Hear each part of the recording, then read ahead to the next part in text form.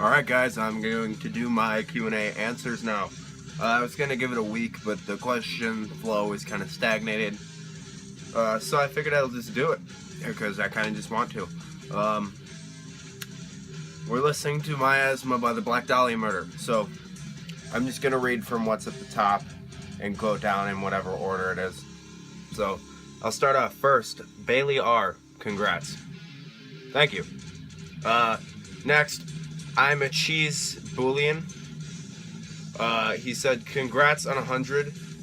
Glad to be one of those 100. Keep it up, dude. I actually first found your channel when I was looking up Battle Vest tutorial videos and started watching your other content and just stuck around. Really cool channel. Thank you again, dude.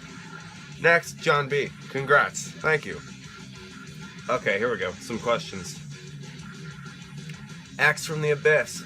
Thanks for the shout out. So here are me questions, my lad. Alright.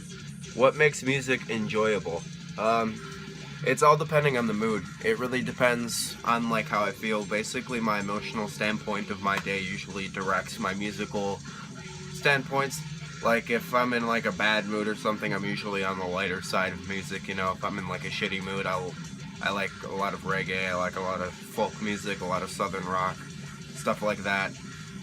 And metal's most of my time, but if I'm in a bad mood, it's usually not metal, or if I just feel like singing. So basically, it all depends on my emotion, what makes it enjoyable. Favorite show? My favorite TV show? Well, as of lately, I've been revisiting a lot of cartoons from my childhood.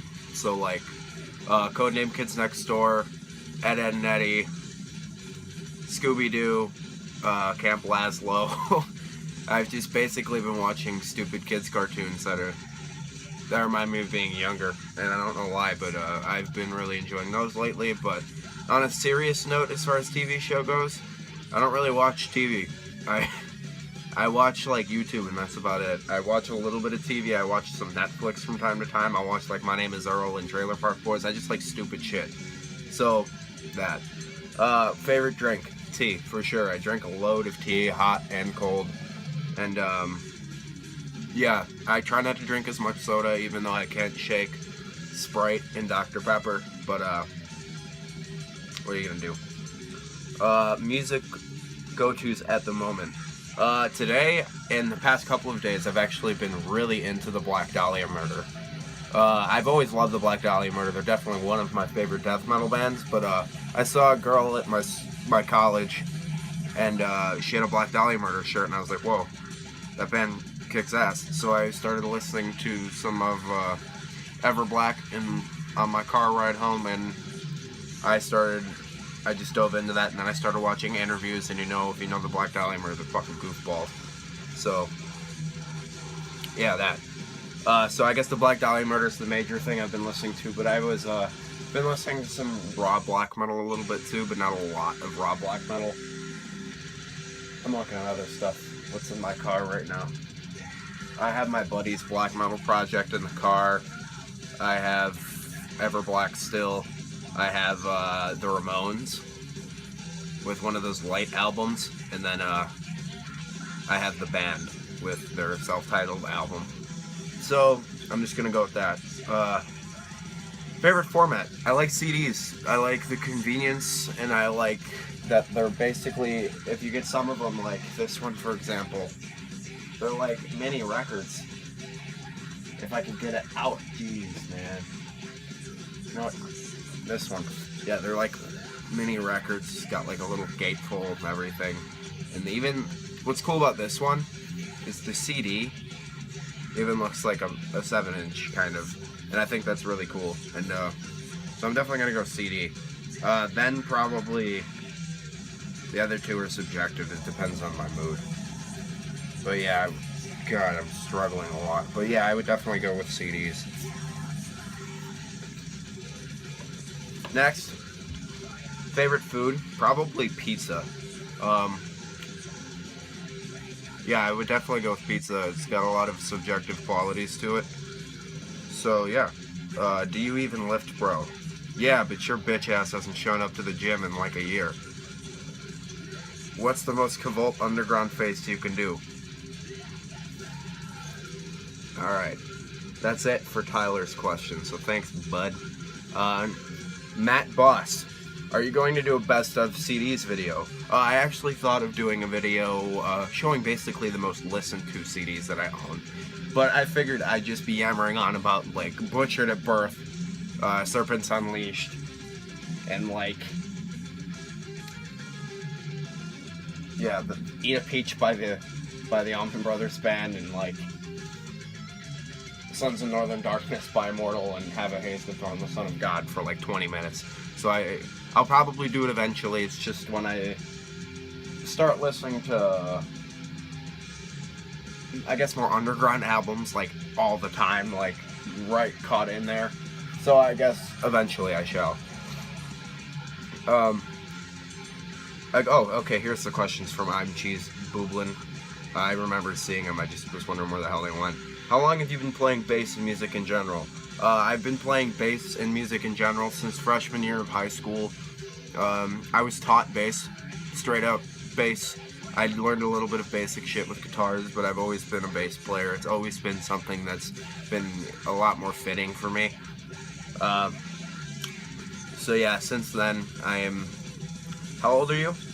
My guess is between 18 and 21. You would be right, I'm 18, so I guess I've been playing bass for like 4 years, 5 years. What made you want to start a YouTube channel? How did you start? I watch a lot of Count Blagareth, and I have for a long time. And he basically made me want to start doing it. And then my friends got me into collecting CDs on top of listening to all this music. And then I just thought it was cool. And then the first video I ever uploaded is like a collage of pictures that I took at my local state park on like a mid-January walk in the woods. And I live in, I guess, northern part of the Midwest. So we get some nice snow.